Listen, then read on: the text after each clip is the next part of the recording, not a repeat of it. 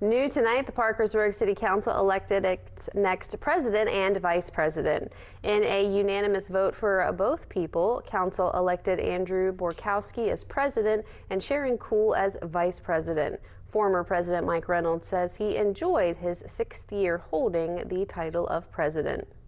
I'm ready. Mr. Borkowski will do a good job, and I'm excited that he's going to get that opportunity to be our president next year.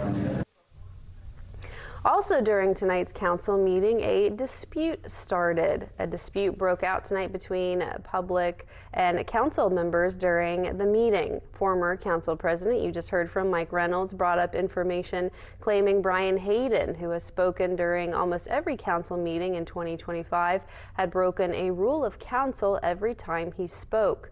Reynolds said it is not fair to let him keep coming before council and breaking rules, so he motioned to have Hayden removed and have his speaking rights removed.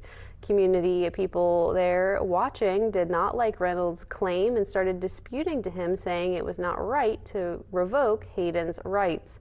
Council voted on Reynolds' point of order and the motion failed. Reynolds said people on council had complained to him about Hayden constantly breaking the rules. So to me, it makes no sense that enough people didn't vote on council to back the chair, because this gentleman broke one rule every time he spoke. And some of those rules are: you can't have personal attacks, you can't commit slander, you can't be boisterous, and there's a few other rules in there as well. But Mr. Hayden was good at breaking at least one rule every time. Reynolds said slander and personal attacks are not a part of freedom of speech.